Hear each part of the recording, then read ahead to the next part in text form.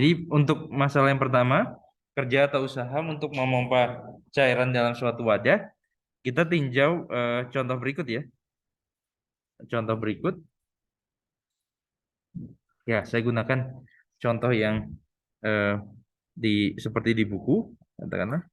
Jadi masalahnya adalah sebagai berikut, suatu tangki air atau sebuah tangki air berbentuk kerucut terbalik.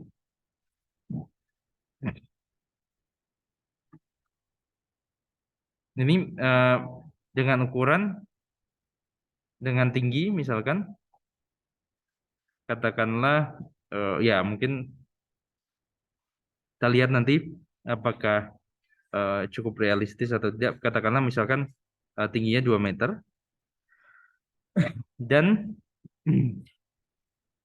jari-jari, katakanlah jari-jari tutupnya misalkan katakanlah 1 meter. Ya ini eh, perkiraan saja. Kemudian tangki ini berisi penuh air, eh, berisi penuh air atau cairan di dalamnya. Kemudian pertanyaannya adalah, ya nanti kita coba gambarkan bentuk tangkinya seperti apa, kemudian melihat bagaimana kita menunjukkan atau menyatakan kerja yang dibutuhkan membuat dengan suatu kejelasan. Jadi prinsipnya seperti perhitungan luas daerah kemudian volume yang lalu. Jadi kita ingin mengkonstruksi ataupun masalah gaya pegas yang lalu, mengkonstruksi integral yang menyatakan kerja atau usaha untuk memompa air ini dari dalam tangki ke keluar. Jadi pertanyaannya ada dua. Jadi tentukan kerja yang dibutuhkan atau diperlukan, kerja atau usaha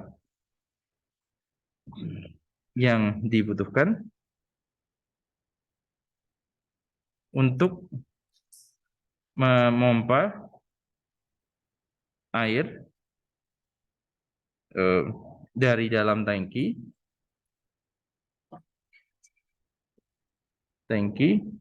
ke eh,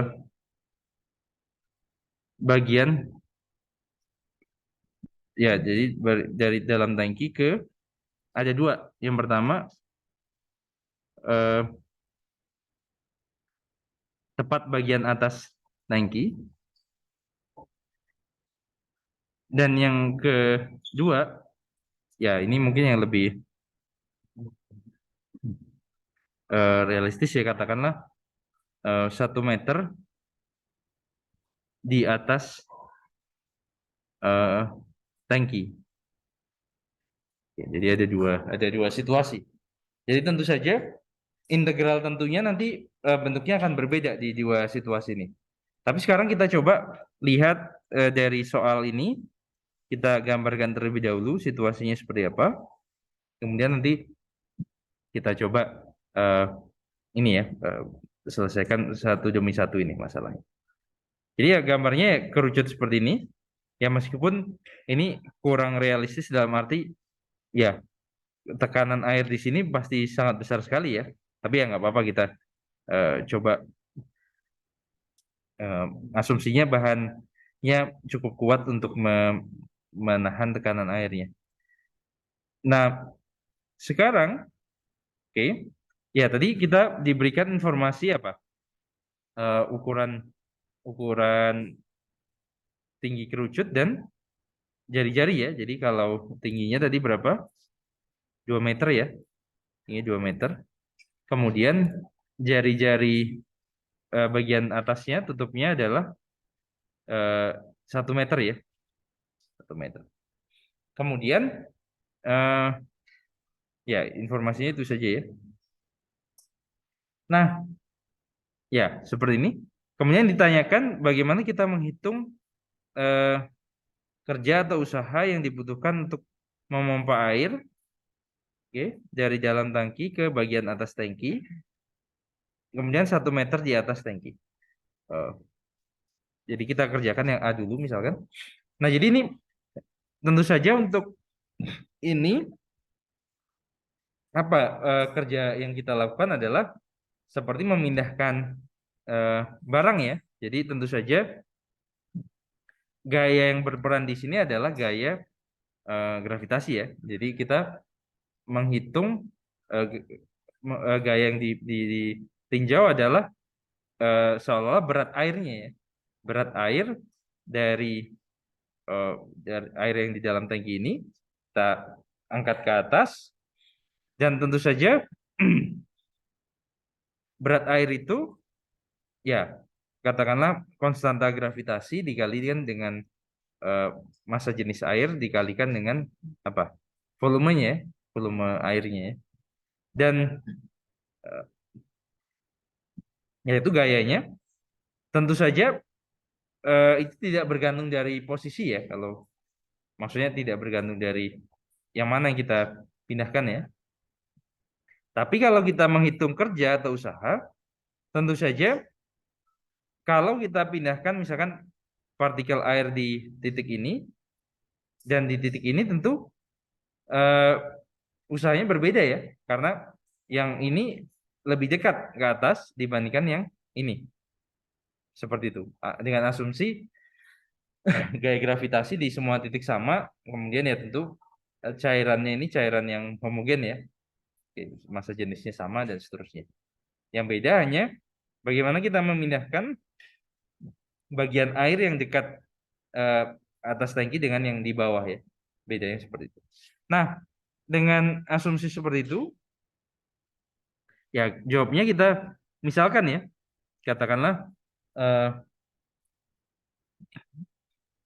ya mungkin kalau dirangkum gravitasi dan massa jenis, misalkan berat jenis langsung ya, berat jenis air adalah, saya kurang tahu kalau kalau persisnya, kalau di massa jenis itu apa, air itu 1000, kalau per meter kubik berapa, 1000 ya. Oke. Kalau berat jenis berarti tinggal dikali 9,8 ya. Berarti 9, ini kalau satuannya SI berapa? 9800, satuannya Newton per meter kubik ya, benar ya? Saya sudah lama nggak mengambil kuliah fisika, mungkin Anda sedang mengambil, benar ya? Misalkan berat jenis air ini ya. Oke, ya tidak masalah sih. Bisa saya misalkan rho atau apa.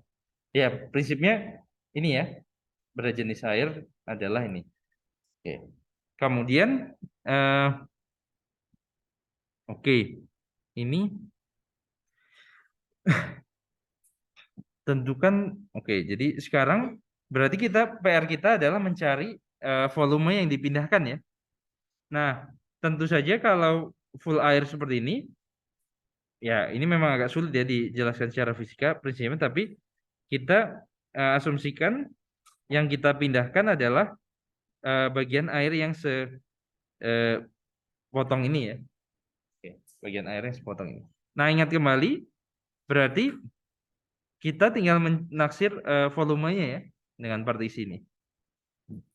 If volumenya tentu saja apa ini? Misalkan tebalnya delta Y, kan ini prinsipnya volume tabung ya. Hampir bisa kita dekati dengan tabung ya. Dengan tabung, yakni apa? Volumenya adalah luas alas kali tebal tabungnya, delta Y ya. Nah, jadi sekarang kita tinggal mencari luas alasnya yang ingin kita cari di sana. Oke, prinsipnya seperti itu ya. Nah, luas alasnya seperti apa? Jadi kita lihat perbandingan antara jari-jari dari tutup dengan tinggi kerucutnya. Jadi dalam hal ini kalau kita potong kerujut tadi, penampangnya kan berupa apa? Segitiga ya. Penampangnya berupa segitiga. Jadi misalnya ini X, Y, kenapa ini? X, Y seperti ini. Penampangnya segitiga. Oke. Titik asal. Nah, misalkan tinggi, maksudnya posisi yang ini, misalkan Y posisinya. Jadi katakanlah saya punya di sini juga ini Y. Nah, tentu jari-jarinya kan tinggal koordinat dari X-nya kan? Ya, sampai di sini tidak ada masalah. Nah, tentu untuk mencari ini ya cukup kita cari gradien dari garis ini. Nah, garis ini adalah garis yang melalui titik 0,0 dan berapa di sini koordinatnya? 1,2 ya? Iya kan? Karena di sini jari-jarinya kan mana tadi? Jari-jarinya 1, tingginya 2. Jadi 1,2. Nah, tentu berarti gradiennya berapa itu? 2 ya. Nah, jadi kalau di sini Y, di sini haruslah berapa? Y per 2 ya. Haruslah ini Y per 2. Oke, jadi atau Anda cari misalkan kalau ini R, oke, mungkin kita hitung langsung ya. Kalau ini R, jadi R per atau Y per R, Y per R sama dengan 2 per 1 ya. Jadi R-nya sama dengan Y per 2. Nah, jadi luas alasnya sekarang bisa kita hampiri. Jadi delta V yang ini adalah Pi, jari-jarinya tadi apa? Y per 2 kuadrat kali tebalnya delta Y. Seperti itu. Nah, itu artinya nanti eh, tinggal ya berat bagian ini tinggal delta V dikali 9.800 ini. Nah, kemudian usahanya jadi delta W itu adalah berat dikali apa istilahnya? Perpindahannya ya atau jarak ya. Berat kali perpindahan. Jadi berat airnya hampirannya adalah berat itu berarti volume dikali berat jenis tadi ya.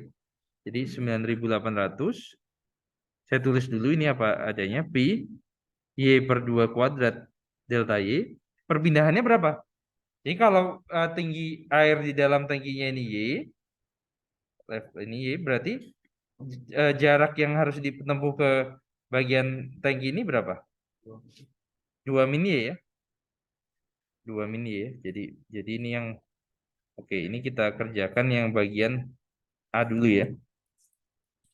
Tentu nanti yang B ada sedikit perubahan saja.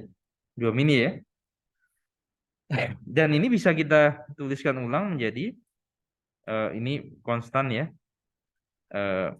Oke, 9.800 pi per 4 kali Y kuadrat kali 2 min Y delta Y ya. Bisa kita susun seperti ini. Nah, itu menyatakan usaha yang diperlukan atau dibutuhkan untuk memompa bagian air yang diiris itu ke tepat di bagian atas tangki ya. Jadi saya ulangi. Jadi usahanya adalah dihitung dengan melihat berat dikalikan berat jenis, tentu saja volume dikali berat jenis itu sebagai beratnya. Nah, menghitung volumenya ya kita dari irisan itu kita hampiri dengan volume tabung. Untuk volume tabung adalah luas alas kali tebalnya. Tebalnya delta Y, jadi kita cari luas alasnya. Alasnya tentu berbentuk lingkaran, jadi kita cari jari-jarinya. Nah, mencari jari-jarinya dengan melihat perbandingan dua segitiga yang sebangun ini ya. Jadi yang di sini Y per R, oke, sama dengan 2/1. Atau melihat gradien garis ya. Gradien garis ini sama. Diperoleh jari-jarinya adalah Y per 2. Sehingga volumenya dapat ditaksir dengan luas alasnya Pi kali Y per 2 kuadrat, tebalnya delta Y. Nah ini volumenya. Kemudian beratnya, usahanya adalah berat dikali perpindahannya. Beratnya adalah berat jenis kali volumenya. Jadi 9.800 berat jenisnya. Volumenya Pi kali Y per 2 kuadrat delta Y ya. Jadi seperti ini. Nah, begitu Anda peroleh ini, ya tinggal total usahanya apa? Total usahanya adalah W. Ya, Anda jumlahkan kemudian Anda ambil limit ya. Delta Y menuju 0. Ini belum saya hitung apa namanya? Penyederhananya. Integral dari berapa Y-nya? Dari 0 sampai 2 ya. Y kuadrat kali 2 min Y. Jadi 2Y kuadrat min berapa? Y pangkat 3 ya. Nah, itu ini bisa langsung dihitung. Ini 2/3 Y pangkat 3 min Y pangkat 4/4. Anda substitusi 0 sampai 2. Kemudian Anda hitung ya berapa nilainya, W-nya. Substitusi ke dalam, kemudian cari nilainya. Baik, ada pertanyaan atau komentar sejauh ini? Nah, di sini penekanannya dari awal kenapa kita aplikasi integral itu dari masalah luas, volume benda putar dengan metode cakram, cincin, irisan sejajar maupun kulit tabung. Kenapa kita tekankan hitung delta dari yang kita cari dulu? Karena ya kita tidak punya rumus baku dari ya A-nya berapa, V-nya berapa, W-nya berapa. Tapi begitu Anda bisa menaksir delta dari sesuatu, dalam hal delta dari W, dengan cara yang cukup sederhana, ya Anda bisa menentukan integralnya. Prinsipnya seperti itu. Jadi untuk aplikasi integral ini, poinnya adalah bagaimana Anda bisa menentukan delta W-nya sampai menentukan taksiran untuk delta W-nya sampai diperoleh. Begitu ini diperoleh, ya tinggal jumlahkan ambil limit, ya otomatis bentuknya biasanya pasang integralnya, jadi tinggal menyesuaikan batas dari Y atau X-nya. Seperti itu. Baik. Nah, yang bagian B bedanya apa? Berat airnya kira-kira sama tidak? Formulasi berat airnya. Sama ya, yang beda apa? Perpindahannya ya. Jadi delta W kalau yang nomor 2, berat airnya tadi berapa? Kita copy. Berapa tadi? 9.800 pi Y kuadrat per 4, tetap ya, kali delta Y tebalnya. Nah, perpindahannya apa? Yang B itu kita inginnya memindahkan air 1 meter di atas tangki. Ya, jadi ditambah 1 meter lagi di atas tangki. Jadi perpindahannya misalkan ini Y, kalau ke sini butuh berapa meter? Kita butuhkan berapa? 3 min Y ya. Jadi bedanya 3 min Y ini saja. Bedanya itu. Bedanya perpindahannya saja. Beratnya tetap di sini. Oke, oleh karena itu kita susun ulang ini. 9.800 pi per 4 3Y kuadrat min Y pangkat 3 delta Y ya. Itulah delta W-nya. Nah, begitu sekali lagi begitu Anda peroleh taksiran untuk delta W, ya W-nya mudah ya, tinggal W-nya adalah 9.800 pi per 4 integral 0 sampai 2, oke, 3 y kuadrat min y pangkat 3 dy ya. Seperti itu. Nah, kenapa 0 sampai 2 bukan 0 sampai 3? Nah, kembali lagi, y itu menyatakan apa? Menyatakan tinggi air yang diukur dari dasar tangki ke posisi air yang ingin dipindahkan. Sedangkan kalau kenapa kalau sampai 3 ya airnya di sini nggak ada air. Makanya y sampai 0 sampai 2 saja. Paham ya? Jadi kenapa ini batasnya sampai 2? Ya karena y itu menyatakan di awal tinggi air ya. Tinggi air di dalam tangki. Bukan ya bukan tinggi air yang dipindahkan ya. Makanya ininya y dari 0 sampai 2 saja. Dari 2 sampai 3 kan tidak ada air. Seperti itu. Bisa? Paham ya? Nah, bedanya memang 3 min y itu karena eh, titik akhirnya yang kita ubah seperti itu. Tapi ya tangkinya tetap sama saja. Tangkinya airnya tetap di dalam tangki ini yang dipindahkan. Seperti itu. Baik, ada pertanyaan? Komentar? Jadi seperti ini, jadi 9.800 pi per 4 y pangkat 3 min y pangkat 4 per 4 y-nya diganti 0 dan 2. Ya, Anda hitung ya berapa. Nah, oh ini yang sebelumnya. Nah, variasi soalnya seperti apa?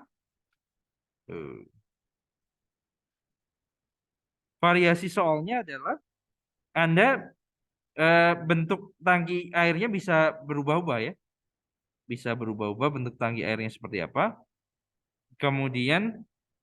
Eh, kemudian bisa jadi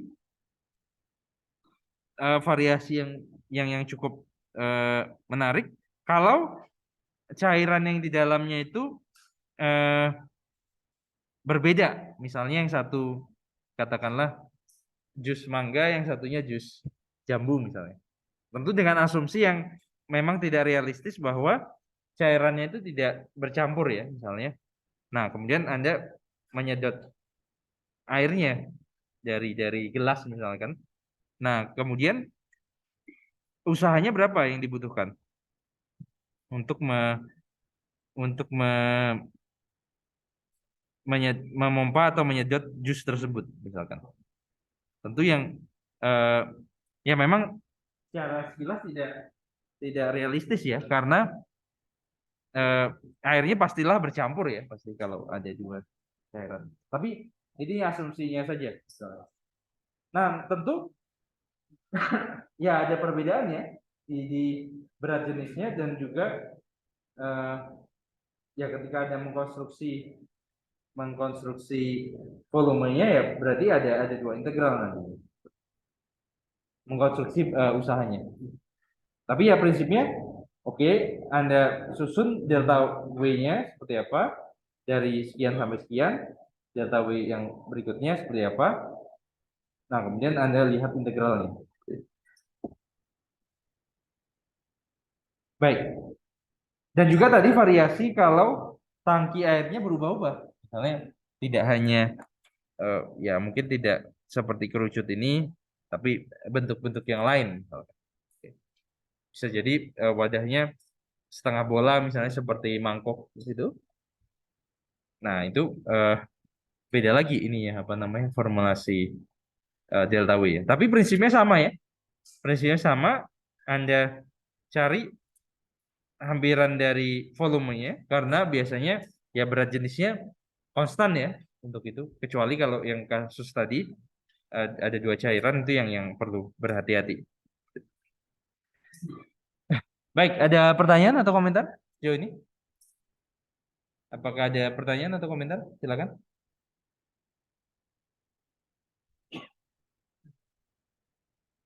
Bisa dipahami?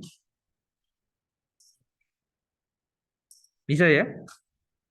Nah, sekarang kita lanjutkan mengenai masalah momen dan pusat massa ya.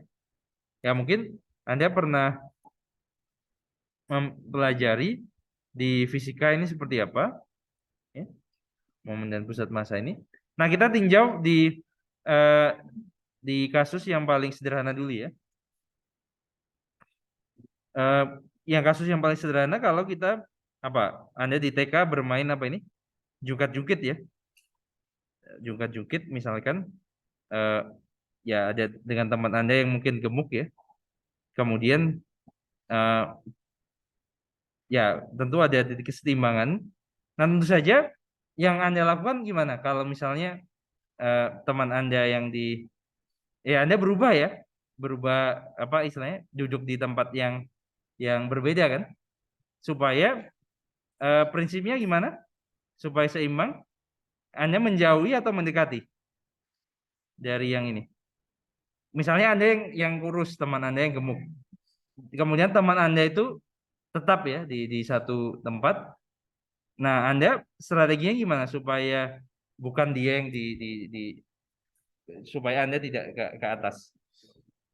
Menjauhi ya. Jadi asumsinya Anda eh, apa namanya? Dari titik ininya lebih jauh kan? Jadi prinsipnya apa? Bahwa ada hubungan perbandingan ya. Jadi misalnya ini M1, jarak ini D1, ini D2, ini M2 misalkan.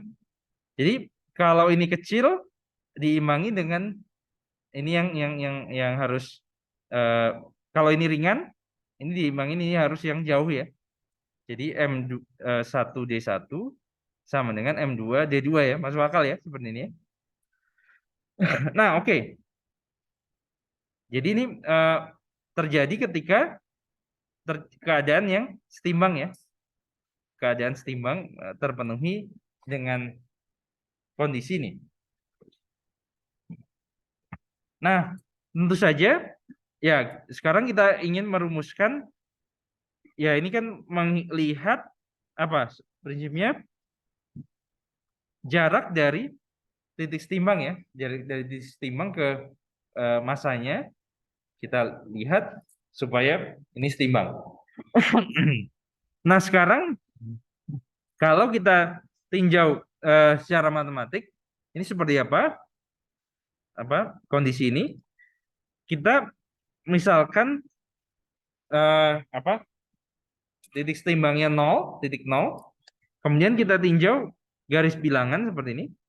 Ya, asumsikan masanya itu masa titik ya. Jadi hanya titik seperti ini dengan massa M2 di sini, kemudian di sini M1. Nah, yang pada garis bilangan tentu kita tidak mengukur jaraknya ya, tapi kita melihat posisi dari bendanya. Dalam hal ini katakanlah posisinya misalnya X1 ya. Kemudian posisi yang benda kedua X2. Oke. Tentu ya kita bisa nyatakan nanti kondisi dalam M1 X1 M2 X2 ketika kita hitung jaraknya ya. Jadi jaraknya D1 ini berapa? D1 ini nilainya adalah nilai D1 adalah min X1 ya. Nilai D2 adalah X2. Jadi kalau kita substitusi ke sini, ini akan berbentuk M1 min X1 sama dengan M2 kali X2. Jadi kalau kita tuliskan X1 M1, ya kalau kita pindah ruas, X2 M2 itu nilainya sama dengan 0. Nah, ini menyatakan apa? Ini menyatakan bahwa ya ruas kiri ini menyatakan momen dari momen relatif terhadap titik 0 di garis bilangan dari benda bermassa X1 dengan posisi X1, benda bermassa M2 dengan posisi X2, nilainya sama dengan 0. Artinya ini kondisi setimbang tadi bisa kita tuliskan seperti ini. Nah, tentu saja artinya apa? Ya sekarang kita nyatakan besaran ini. Bisa saja kan kalau misalnya kita ubah misalkan X2-nya, kita ubah posisinya, tentu saja nilainya tidak nol ya. Nah, jadi kita cari yang mana besaran ini bernilai nol. Paling tidak seperti ini. Nah, ya, jadi besaran M eh, besaran M sama dengan X1 M1 tambah X2 M2 disebut momen ya. Momen ini eh, terhadap titik asal ya. Nah, secara umum kalau kita punya n objek, oke, jadi kalau kita punya sekarang eh, momen dari n ya objek atau partikel dengan massa katakanlah masanya M1, M2 sampai dengan Mn dan dengan massa ini dan ya katakanlah posisi X1, X2 sampai dengan Xn ini adalah jadi M-nya sama dengan X1 M1 tambah X2 M2 seterusnya sampai Xn Mn. Atau kalau kita tuliskan dalam notasi sigma apa? Sigma I sama dengan 1 sampai N Xi Mi. Seperti itu.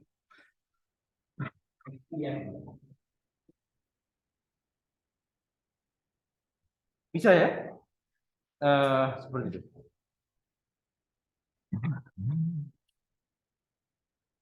Nah, ya, jadi ini momennya.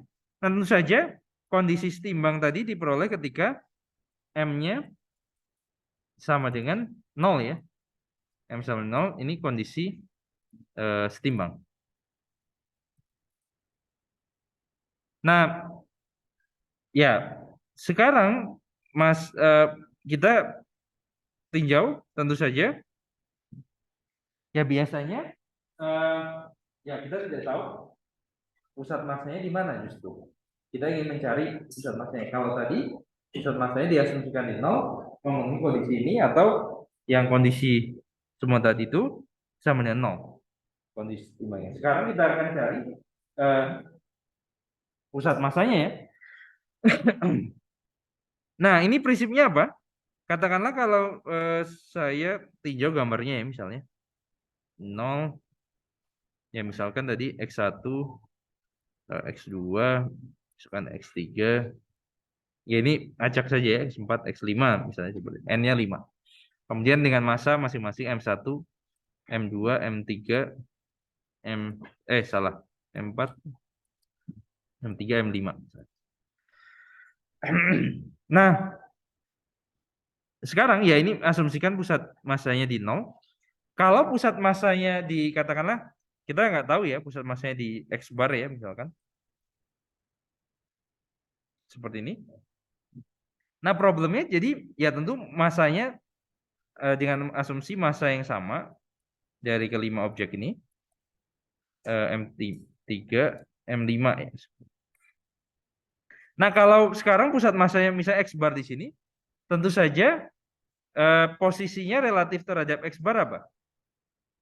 Posisi X1 relatif terhadap X bar adalah X1 min X bar ya nantinya posisinya. Kemudian X2 min X bar, X4 min X bar, X3 min X bar, X5 min X bar ya. Seperti itu. Nah, haruslah ya kalau seperti ini haruslah apa yang diminta ya ya jadi nanti ini sebenarnya X bar min X bar ya 0 gitu ya. Nah, yang diinginkan apa? Kalau kita terapkan posisi yang baru, koordinat yang baru ini, jadi kondisi setimbang dicapai ketika M sama dengan 0, tapi kita punya posisi relatif terhadap X bar, yakni X1 min X bar, X2 min X bar, X3 min X bar, X4 min X bar, X5 min X bar.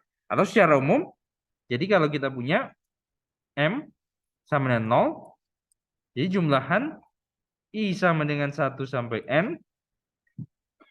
XI min X bar kali MI nilainya sama dengan 0. Oke.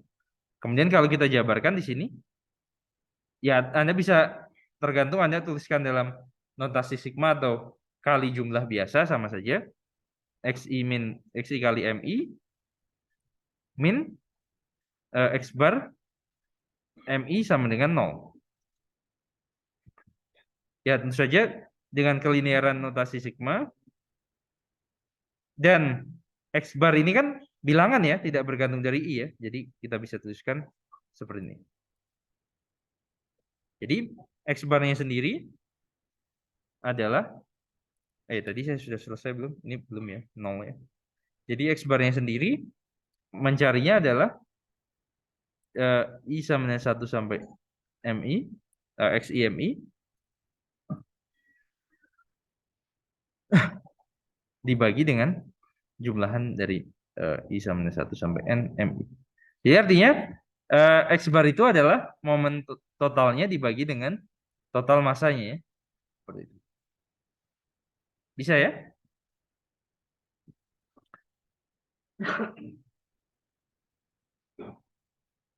Ya Anda bisa berlatih, misalnya contoh soalnya N-nya misalkan 5 seperti tadi. X1-nya berapa, X2-nya berapa, sampai X5-nya berapa, titiknya. Kemudian masing-masing masanya Anda tentukan berapa, kemudian cari X barnya. Ya cukup menghitung ini ya, seperti ini.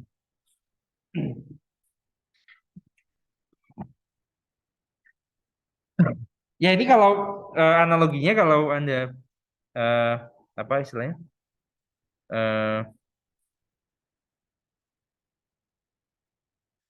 XI-nya itu seperti bobot ya. Jadi ya ini seperti misalkan nilai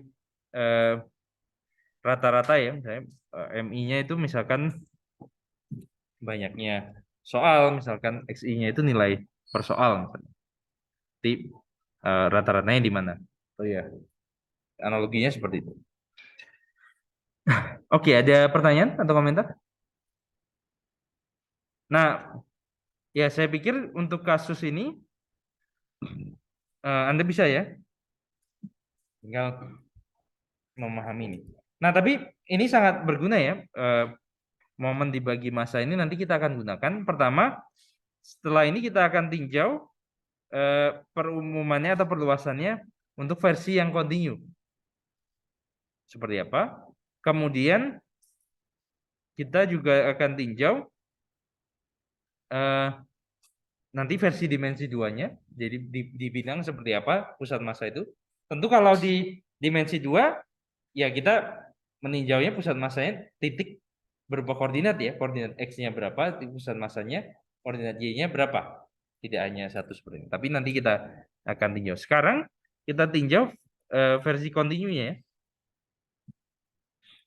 Nah, versi kontinu seperti apa? Jadi kita asumsikan kita punya katakanlah kabel ya, kabel tipis. Ya misalkan ya kabel tipis seperti ini. Kita tinjau interval A dan B ini positif, A dan B-nya positif. Kita tinjau interval AB yang seperti ini. Nah kemudian jadi ini kabelnya. Kita asumsikan rapat massa kabel ini adalah katakanlah delta X misalnya. Nah jadi ini sumbu X-nya ya. Jadi misalnya massa kabel ini delta X di titik tertentu ya beda kerapatan dari masanya ini. Jadi misalkan delta X-nya fungsi monoton naik katakanlah. Jadi semakin dekat dengan B, kabelnya itu semakin padat di sana. Secara umum bergantung dari posisi partikelnya. Nah, sekarang kita ingin cek bagaimana kita menghitung eh, pusat massa dari kabel ini. Kita menghitung pusat massa dari kabel ini. Ya, dengan rapat massa yang bergantung dari posisi kabelnya. Jadi semakin ke kanan semakin padat. Jadi kalau misalnya rapat massanya konstan, pusat massanya di mana? Juga Anda. Kalau rapat massanya konstan, juga Anda, pusat massanya di mana? Di tengah-tengah ya, di A plus B per 2 ya. Nah, tentu kalau misalnya delta X-nya ini naik yang makin besar di dekat B, jadi dia gimana kira-kira? Pusat massanya seperti apa? Ya, ini soal soal konsep misalnya. Delta X-nya naik dekat dengan B, pusat massanya di kanan titik tengah atau di kiri titik tengah misalnya? Kanan ya. Jadi dia menjauhi titik tengah. Asumsinya seperti itu. Oke, sekarang kita akan hitung seperti apa menghitung pusat massa. Tentu untuk menghitung pusat massa ini yang kita butuhkan, kita hitung apa? Yang kita hitung adalah apa dulu? Yang kita hitung adalah apa? Yang penting apa dulu? Ya massanya ya, massa kabelnya kan? Nggak bisa kita mencari pusat massa tanpa mengetahui massa kabelnya kan? Jadi kita hitung massanya dulu. Nah, menghitung massanya seperti apa? Ya, ini karena dimensi 1 berarti menghitung massanya gimana? Halo?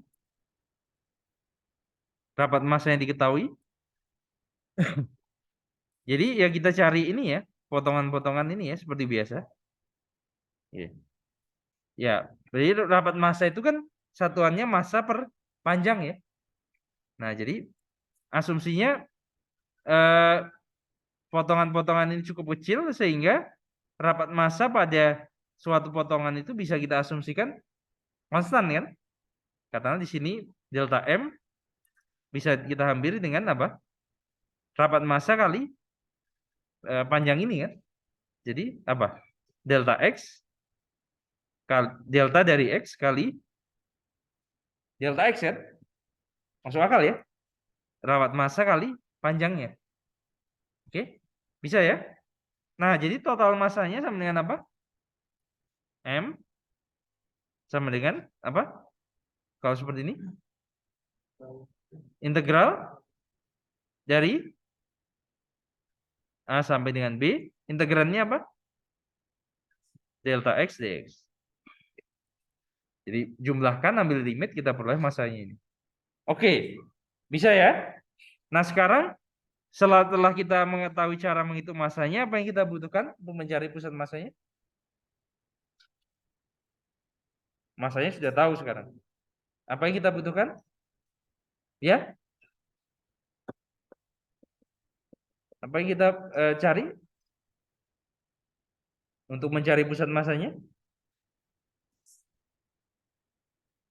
Apa? Loh, ini jawabannya sudah ada tertulis di sini. Apa yang perlu kita cari? Yang perlu kita cari adalah apa yang dicari? Dicari adalah momennya, M-nya. Nah, jadi gimana mencari momennya? Nah, ini kita membutuhkan apa? Jarak ya. Jarak ke yang potongan ini. Katakanlah jaraknya X. Jadi delta M kapital itu sama dengan apa? Momen tadi kan prinsipnya apa? Jarak atau posisi dikali apa? Masanya ya. Jadi X kali kali ini ya, delta M ini ya. Delta X kali ini. Seperti itu. Jadi total momennya adalah jumlahkan, ambil limit, jadinya apa ini? Integral dari integralnya dari berapa? Integralnya dari X itu menyatakan apa? Jarak dari apa? 0 ke bagian kabelnya kan? Jadi batas bawahnya berapa? Jarak paling dekat berapa? A kan? Di sini nggak ada kabelnya. Jadi paling paling dekat sini kan? Ini kan paling dekat A kan? Kalau Anda bilang 0, loh kabelnya nggak ada, kabelnya di sini.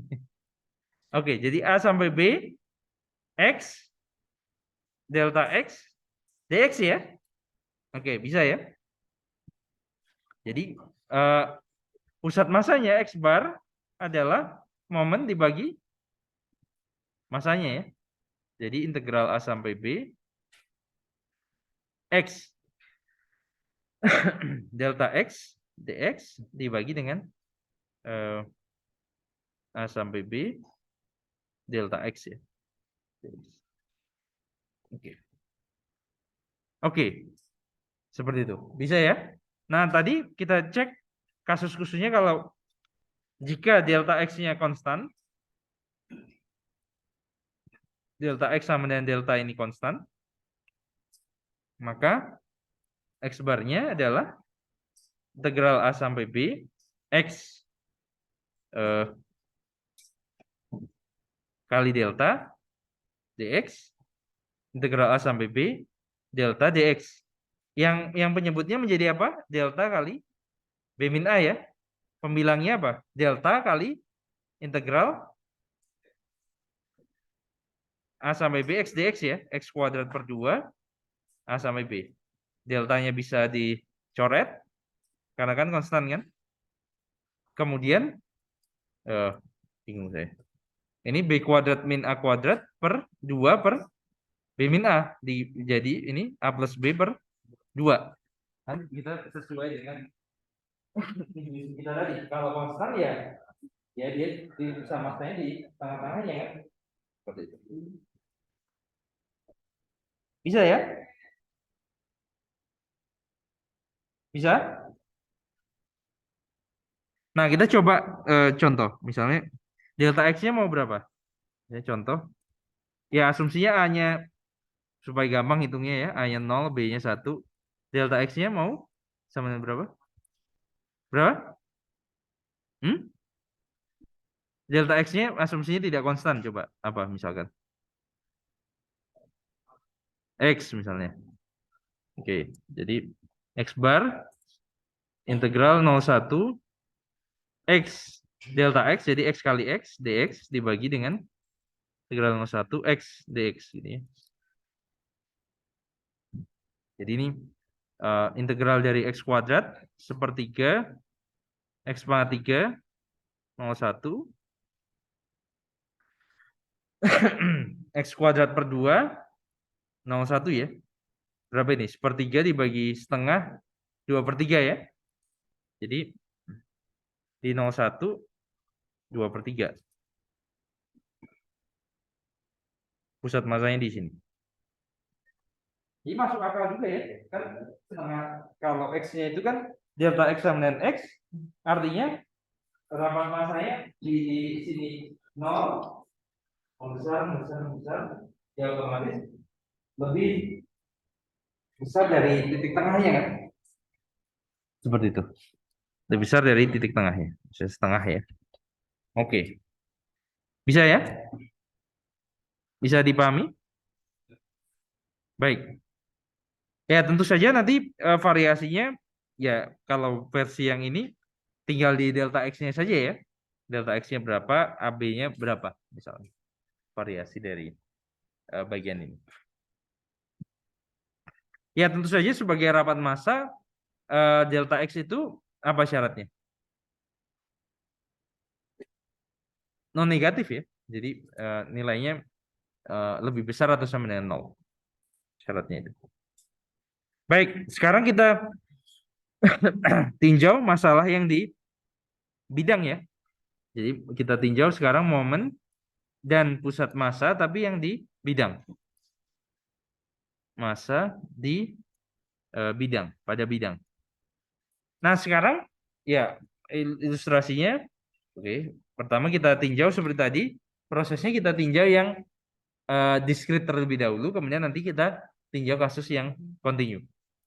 Kalau diskrit, misalnya pada bidang saya punya katakanlah misalnya 5 objek seperti tadi.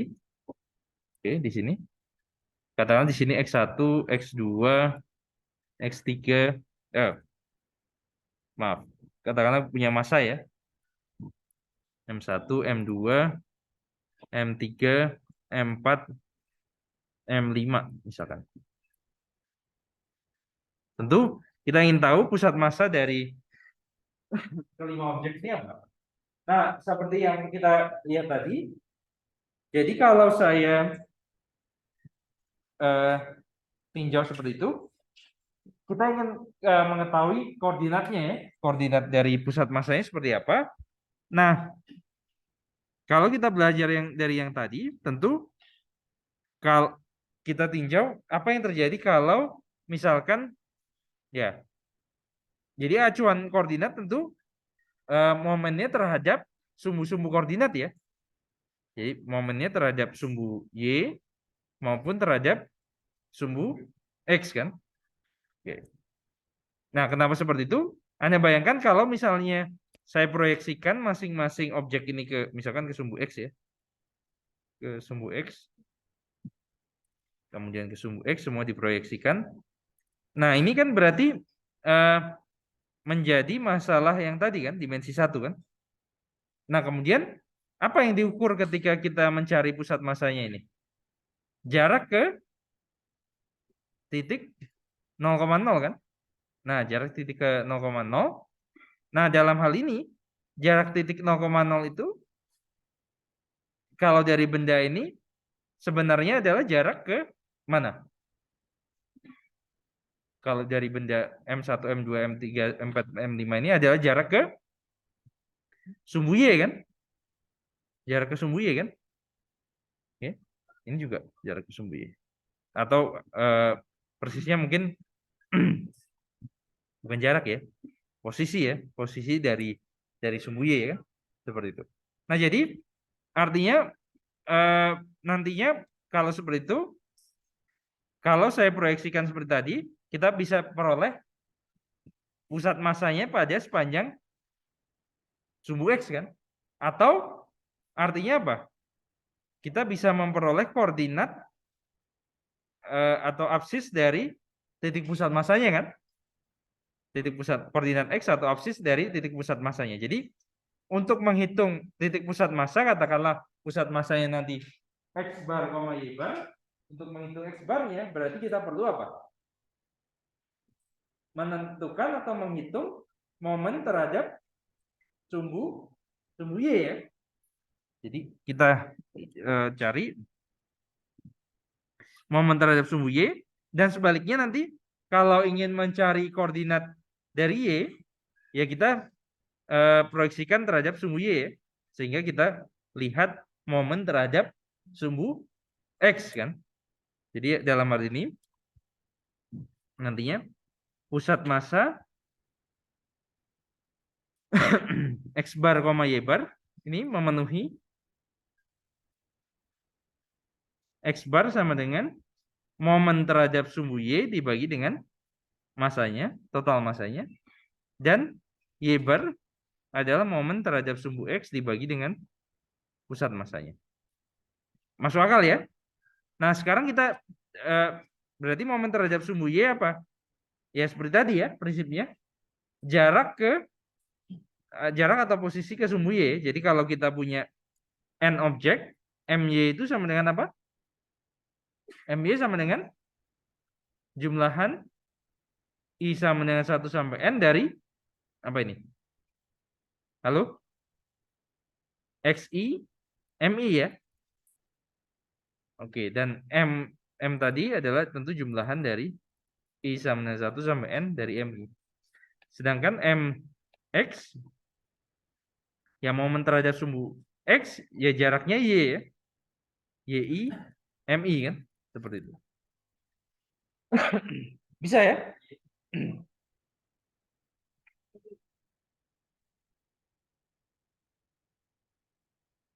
Ada pertanyaan? Silakan, ada pertanyaan? Ya, yang lain ada pertanyaan? Atau Anda bingung kenapa MY tapi XI gitu ya? Ada? Kenapa seperti itu ya? Karena kan momen terhadap sumbu Y, jadi jarak dari atau posisi titik ini ke sumbu Y. Tentu misalnya koordinatnya X1, Y1, jarak ke sumbunya kan X1, bukan Y1 kan? Jadi ini X1 jaraknya. X2. Tentu yang ini sebenarnya minus X3 ya, sebagai ya oke, jaraknya X3, Y3. Oke. Dan yang ini X5, Y5 ya. Jadi ini X5. Jadi makanya kalau momen terhadap sumbu Y, ya jarak ini ya per partikelnya XI, masanya MI. Jadi XI MI. Ya atau Anda bayangkan kenapa seperti itu? Ya Anda proyeksikan tadi, proyeksikan ke sumbu X, nanti formulasinya kan seperti satu dimensi tadi kan, terhadap titik 0,0 kan. Sebaliknya, momen terhadap sumbu X, ya Anda proyeksikan terhadap sumbu Y. Seperti itu. Oh, tapi itu ikut terbalik ya. Jadi nggak bisa, saya bisa lihat momen terhadap sumbu Y. Paham ya? Kalau momen terhadap sumbu X diproyeksikan ke sumbu Y, nanti jadi kasus satu dimensi lagi. Seperti itu. Jadi kenapa jadi YIMI seperti itu? Di fisika Anda pernah belajar nih harusnya? Atau belum? Atau sudah? Sudah ya? Ya mungkin dosen fisika penjelasannya akan lebih baik daripada saya. Benar?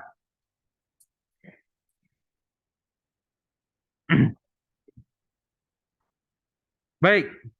Nah, jadi akhirnya X bar itu bisa dihitung dengan jumlahan I sama dengan 1 sampai N, YI, MI, jumlahan I sama dengan 1 sampai N. Salah ya saya. XI ya. Oke. Karena MY ya lebih baik Anda daripada langsung seperti ini tulis dulu ya. MY dibagi dengan momen terhadap sumbu Y dibagi dengan M. Nah, baru tulis yang tadi I sama dengan 1 sampai N, XI, MI ya. I sama dengan 1 sampai N, MI. Nah, ini cocok ya dengan versi satu dimensinya tadi. Y barnya juga MX, M, I sama dengan 1 sampai N, Y, YI, MI. Sigma I sama dengan 1 sampai N, MI. Tapi pusat massa kalau kasus ini ya bukan satu persatu ini ya, tapi ya sekaligus X bar, Y bar ini sebagai koordinat ya. Oke. Bisa ya?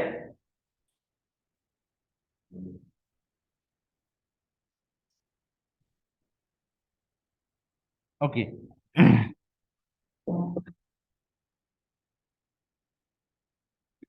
Nah, sekarang kita tinjau kasus yang memang pemanfaatan integralnya ya, pertanyaan di kasus yang kontinu. Kasus yang kontinu tentu saja ya tidak semua ini ya.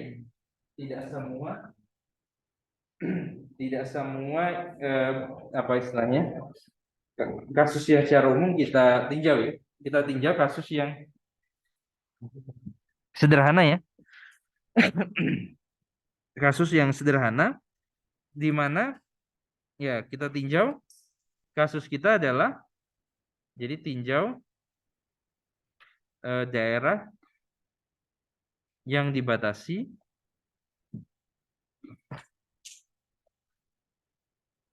kurva Y sama dengan Fx, Y sama dengan Gx, dua kurva, garis X sama dengan A,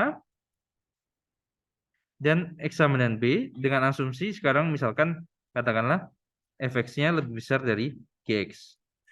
Oke. Dan kemudian asumsikan rapat masanya konstan. Ya nanti di bagian semester 2 kita tinjau rapat masanya tidak konstan. Sekarang kita tinjau yang konstan. Jadi situasinya seperti apa? Kita tinjau ya misalkan ini garis eksaminan A, eksaminan B. Kita tinjau katakanlah misalkan grafik fungsi seperti ini. Jadi kita tinjau katakanlah daerah ini. Tinjau daerah ini misalnya. Daerah ini kemudian rapat masanya konstan. Ya ini asumsi karena rapat massa di sini sekarang adalah fungsi dari dua kubah ya. Dari X dan juga dari Y. Jadi kita asumsikan konstan dulu supaya kita fokusnya di integral fungsi satu kubah. Nanti di semester 2 kita belajar integral fungsi integral lipat dua kubah.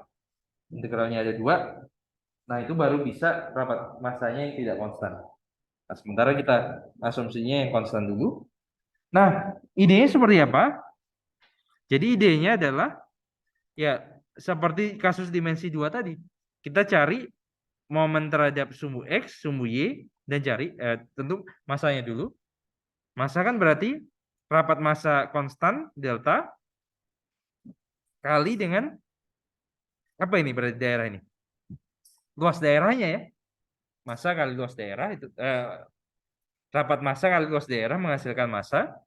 Kemudian kita cari momen terhadap sumbu X dan momen terhadap sumbu Y dari daerah ini.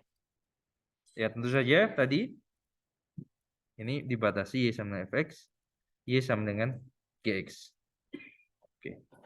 Bisa ya perumusan masalahnya dibatasi seperti itu. Nah, sekarang katakanlah sekarang katakanlah kita tinjau misalkan ya, oke. Oke, misalnya seperti ini. Oke.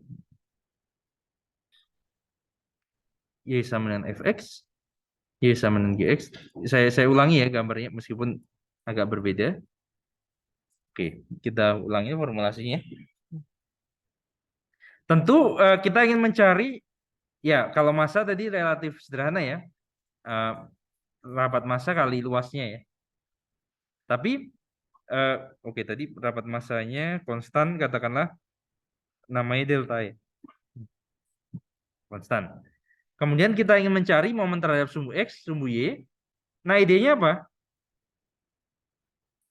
Seperti yang lalu kita seperti ini ya. Kita iris bagian demi bagian. Oke.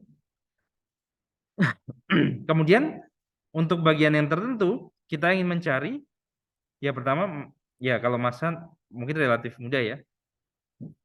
Massa momen terhadap sumbu X dan momen terhadap sumbu Y. Kemudian kita bisa peroleh pusat massanya. Nah, yang pertama massa dulu. Kalau di sini massa yang bagian tertentu ini katakanlah delta M dihampiri oleh apa tadi? Rapat massa kali luasnya. Sementara luasnya ini apa? Dihampiri oleh luas persegi panjang lebarnya katakanlah delta X. Jadi panjangnya apa? Fx min Gx. Jadi Fx min Gx delta X. Dan langkah standar kita jumlahkan ambil limit. Jadi M-nya sama dengan integral dari A sampai B. A sampai B. Deltanya konstan, letakkan di luar integral.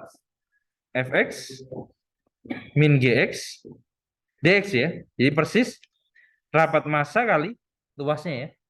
Luas daerahnya. Baik. Di satu langkah. Berikutnya, apa dulu? Momen terhadap sumbu X atau Y yang mudah? Y saja ya yang mudah coba. Sumbu Y, coba. MY. Jadi kita tinjau delta MY. Jadi momen itu prinsipnya apa? Jarak kali masanya ya. Nah, jarak misalkan, oke, katakanlah di sini, karena irisannya vertikal, ini misalkan X ya, jarak atau posisi X ya. X kali elemen dari masanya ya. Ini ya. Jadi delta kali fx min gx kali delta x ya. Jadi kalau kita susun delta di depan x fx min gx delta x. Nah, jadi my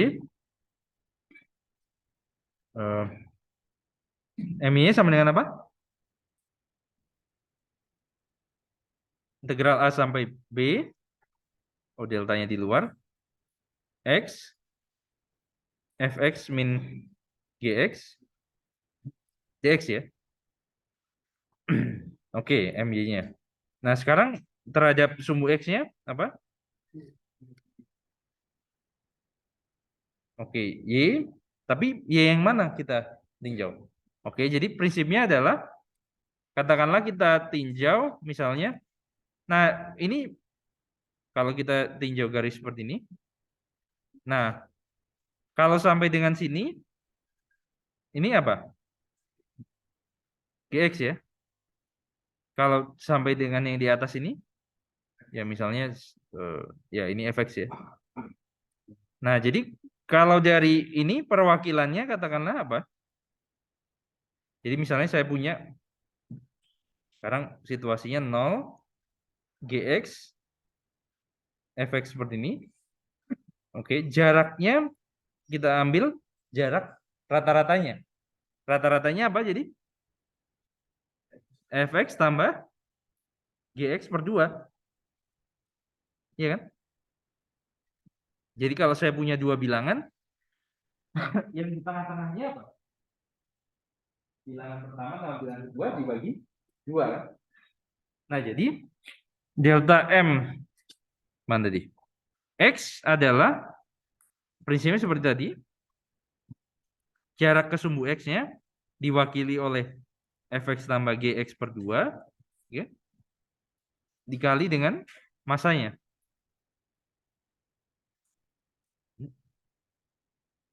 Masanya berapa? Ini ya, delta fx min gx kali delta x. Yang mana kalau kita sederhanakan menjadi delta per 2 fx kuadrat min gx kuadrat delta x ya. Kalau kita jumlahkan ambil limit delta per 2 integral a sampai b fx kuadrat min gx kuadrat dx ya. Seperti itu. Nah, jadi ya begitu saya punya fx my-nya ada, jadi yang tinggal dihitung apa sekarang? M-nya ada, jadi x bar koma y barnya ya dihitung ya. Kita hitung x bar koma y barnya. Bisa ya dipahami ya? Jadi ya, ada pertanyaan sebelum saya berpindah?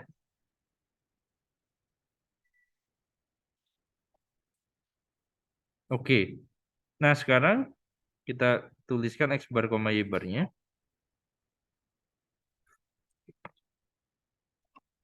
X barnya adalah apa? My dibagi dengan M. Jadi My-nya apa tadi? Delta integral A sampai B X fx min gx dx ya. M-nya delta integral A sampai B fx min gx dx. Jadi totalnya deltanya ini konstan A sampai B X fx min gx dx A sampai B fx min gx dx ya. Seperti itu.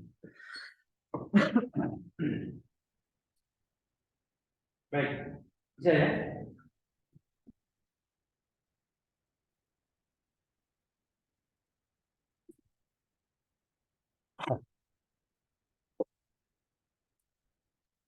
Baik, Y barnya gimana? Y barnya berarti mx per m ya. Delta per 2 integral A sampai B fx kuadrat min gx kuadrat dx dibagi dengan delta integral A sampai B fx min gx dx. Jadi ini sama dengan setengah kali integral A sampai B fx kuadrat min gx kuadrat dx per A sampai B fx min gx dx. Oke, bisa ya? Baik. Ada pertanyaan, komentar, silakan. Ya tentu saja eh, rumus seperti ini agak sulit dihafal ya. Tapi Anda prinsipnya Anda pahami apa itu X bar Y bar, apa itu momen terhadap sumbu X sumbu Y. Kemudian Anda eh, konstruksi ya buat coretannya sehingga bisa memperoleh ini. Seperti itu. Dan juga kadang-kadang ya Anda misalkan diberikan soal fx dan gx-nya sudah diberikan, Anda gambar daripada Anda mengingat-ingat rumus ini, ya Anda sketsa saja delta M-nya apa, delta MX-nya apa, delta MY-nya apa, baru hitung X bar dan Y bar-nya. Itu lebih lebih efisien, lebih aman. Anda tidak akan panik lupa rumusnya apa dan seterusnya ya. Baik. Ada pertanyaan, komentar?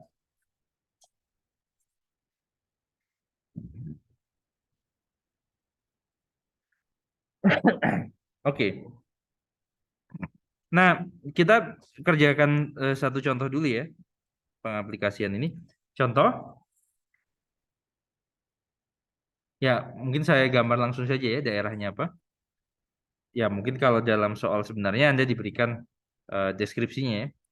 Ya misalkan katakanlah daerahnya dibatasi ini saja ya, misalkan Y sama dengan X pangkat 3, katakanlah. Kemudian dibatasi Y sama dengan akar X.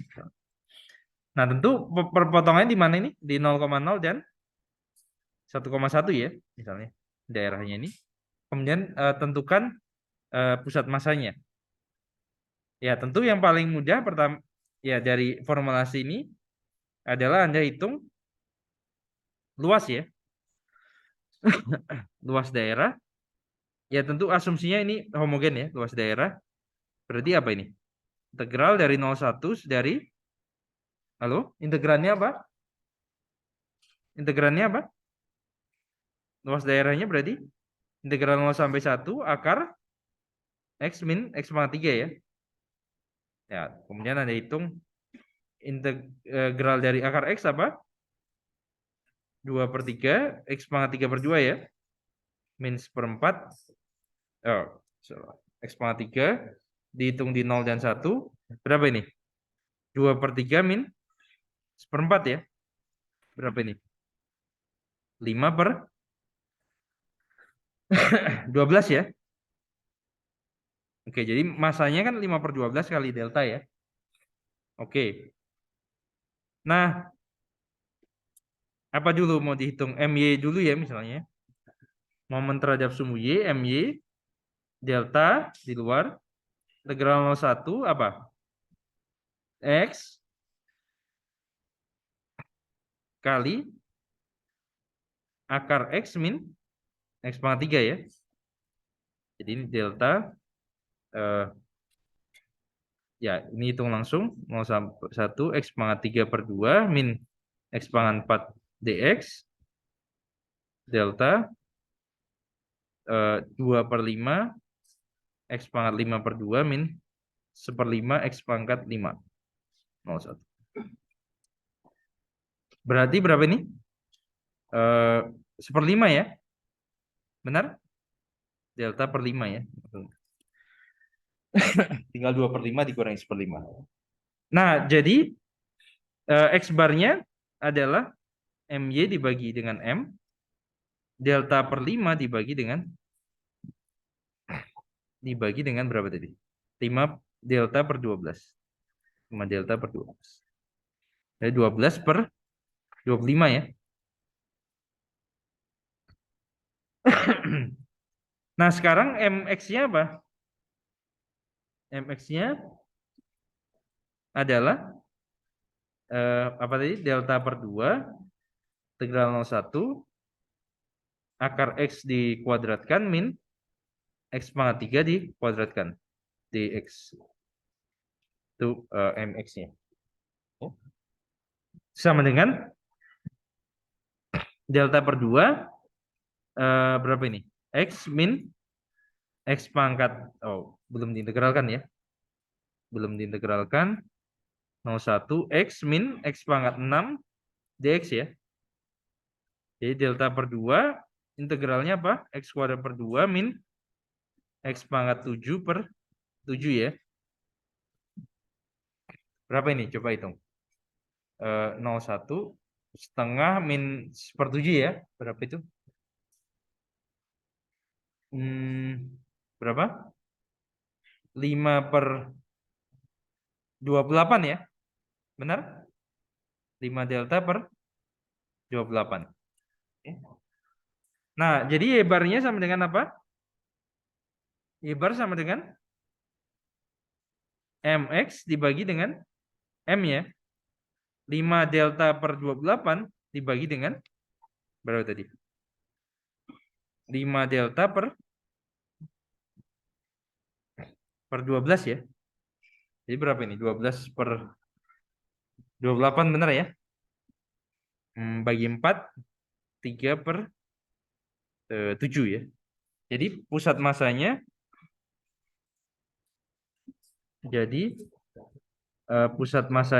adalah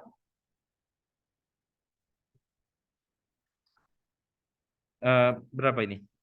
X barnya 12 per 25, Y barnya 3 per 7.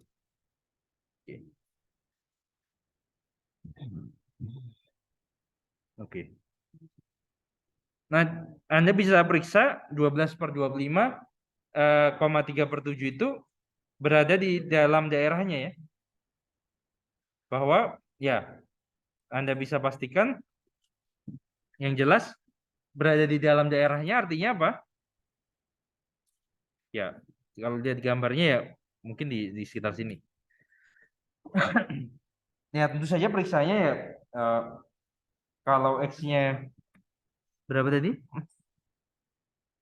12 per 25 dipangkatkan 3 ya Y-nya masih berada di atas itu ya. Oke. Dan juga sebaliknya. Kalau Y-nya diakarkan, X-nya masih berada di sebelah kanan. Bisa ya? Ada pertanyaan? Komentar? Ada pertanyaan atau komentar? Ya. Delta itu rapat massa. Jadi delta itu luas dikali massa itu luas dikali delta. Misalnya rapat massanya delta. Tapi prinsipnya sebenarnya kalau Anda hitung X bar dan Y barnya langsung, ya deltanya sepertinya bisa diabaikan ya. Langsung saja integral mana tadi? Langsung ini saja. X barnya dihitung dengan ini, Y barnya juga dihitung dengan ini. Nah, Ada pertanyaan, komentar? Nah, nah coba Anda periksa bahwa sebentar kalau ya tadi contoh ini mengatakan bahwa pusat masanya eh, berada di dalam daerahnya ya. Tapi bisa jadi pusat masanya tidak selalu di daerahnya ya. Misalnya seperti ini kasusnya.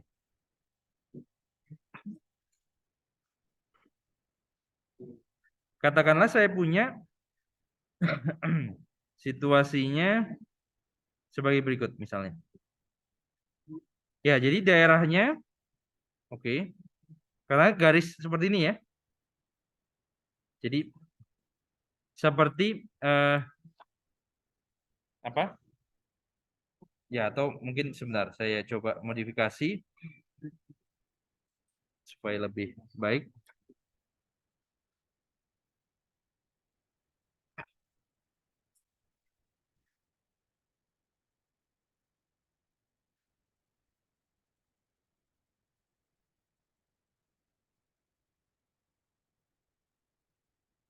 Ya, misalnya eh datanya seperti ini.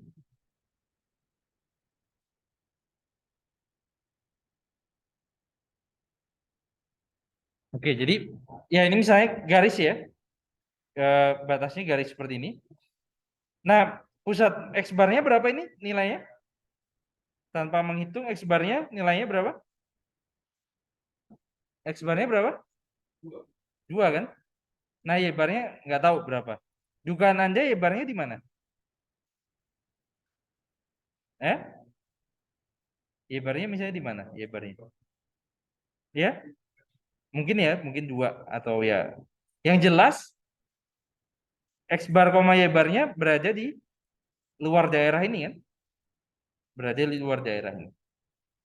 Di Y barnya mungkin ya lebih besar dari berapa ini? Satu ya, kemungkinan ya. Nggak tahu berapa.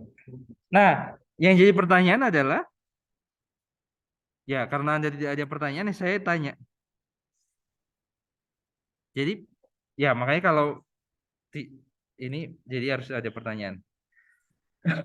Nah, jadi prinsipnya kalau misalnya saya punya AB seperti ini, bisa tidak kita tentukan F dan G supaya titik pusat masanya itu berada di daerah. Oke. Gimana? Apa kriteria F dan G-nya supaya supaya eh, ini berada di daerah itu?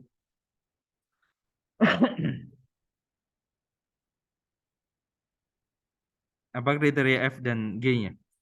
Ya kalau dari dugaan kita apa? Yang kalau sudah Anda pernah pelajari, F-nya seperti apa? Kurvanya. Ini kan ada contoh di mana F-nya pusat masanya di luar daerahnya. Nah, jadi kondisinya apa? Misalnya satu saja kondisi yang bisa dirumuskan supaya F dan G-nya supaya F dan G-nya supaya X bar dan koma Y barnya di dalam daerah. Apa kondisi untuk F dan G-nya? Jadi tentu kalau yang kasus ini, yang ini berperan sebagai yang ini berperan sebagai F-nya, yang ini berperan sebagai G-nya. Apa kondisi dari F dan G? Supaya titik pusat masanya berada di daerah. Gimana? F-nya apa? G-nya apa? Ya Anda bayangkan gimana? Ya F lebih besar dari G jelas. Eh, apa asumsi awal pusat massa ini? Apa kira-kira? Bentuknya apa? Secara intuitif aja bentuknya apa? F-nya harus seperti apa, G-nya seperti apa? Supaya dijamin berada di daerah. Atau dibalik pertanyaan, eh, apa kondisi ketika F dan G-nya mengakibatkan dia di luar daerahnya. Kalau yang ini apa kondisinya? Coba.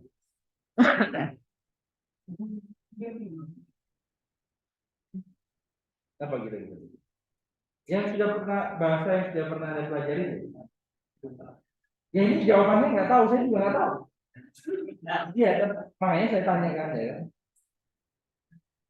Saya juga nggak tahu. Jawaban persisnya tidak tahu. Makanya saya tanyakan Anda karena Anda nggak tanya saya. Apa kondisi F dan B? Ini. Tapi apa yang sederhana tadi? Bentuknya seperti apa yang menjamin dia ada di dalam itu? Coba bandingkan ini dengan ini misalnya.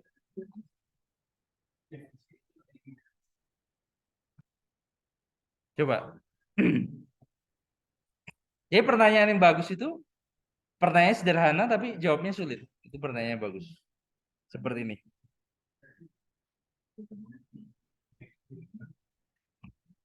Jadi apa? Sederhananya apa?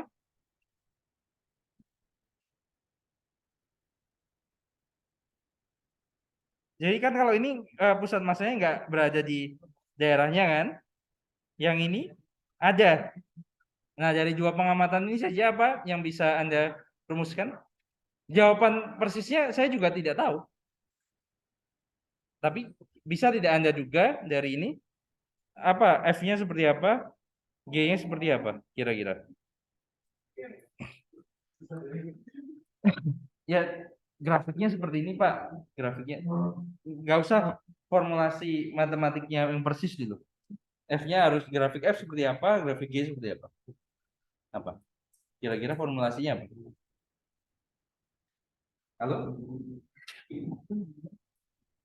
Dan juga ya itu belum tentu syarat cukup dan perlu ya. Ya, jadi gimana? Coba ada yang berikan jawaban?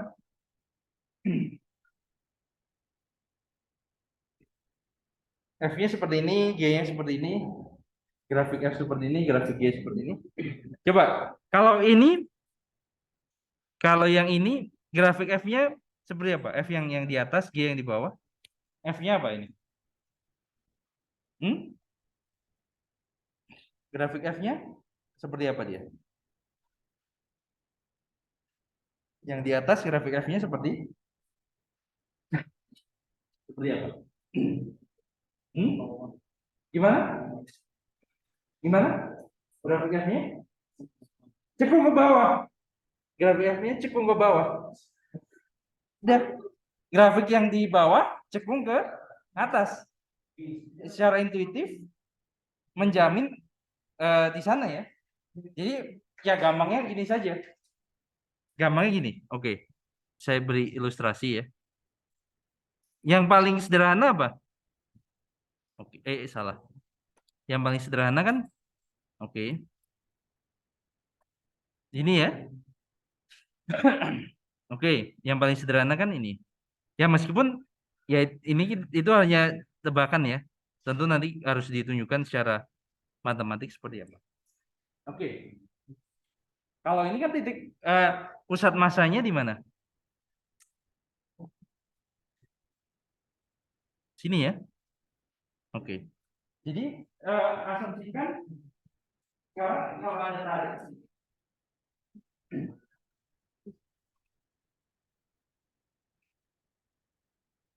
Di pusat massa yang terhadap mau habis baterai saya. Asumsinya dia akan ke bawah kan, tarik ke bawah. Nah, sementara kalau seperti ini ya dia juga ikut tarik ke atas. Jadi masih di sekitar situ ya. Kecuali kalau ya, tapi ini belum tentu syarat perlu juga. Kecuali kalau saya paksa seperti ini kan turun. Bayangkan kalau ini juga dipaksa seperti ini, atau ya ini diam aja ya, atau yang ini diam, yang lurus ini diam. Kalau itu turun, ya semakin dipaksa turun ya nanti melewati itu. Atau kalau yang di bawah kita cekungkan ke atas, cekungkan ke bawah, ya dia suatu saat tidak di sana. Itulah yang terjadi dengan ini ya contohnya. Paksa. Tentu itu bukan syarat perlu dan cukup. Jadi Anda bisa eksplorasi sebenarnya F dan G-nya seperti apa. Asumsinya F dan G itu apa? F-nya cekung ke bawah, G-nya cekung ke atas sebagai syarat awal ya, syarat mungkin syarat eh, cukupnya dulu. Belum tentu syarat perlu. Nah, ya atau kalau Anda pernah belajar di geometri daerah konveks. Daerah konveks itu daerah di mana kalau saya ambil dua titik, kemudian saya hubungkan dengan garis, garisnya selalu berada di daerah, itulah daerah konveks. Itu menjamin pusat masanya di daerah itu. Ya, tapi tentu itu harus dicari kembali. Eh, Seperti itu. Ya, ya tentu ya Anda harus periksa ya kenapa seperti itu. Eh, Ya, tapi itu belum eh, syarat eh, perlu dan cukup ya. Jadi bisa jadi ada syarat lain. Bisa jadi kalau yang atas itu cekung ke bawah, yang bawah juga cekung ke bawah tapi tidak terlalu cekung, masih masih ada kemungkinan eh, titik pusat masanya di sana. Nah, tentu formulasinya tidak mudah ya secara matematik. Eh, tapi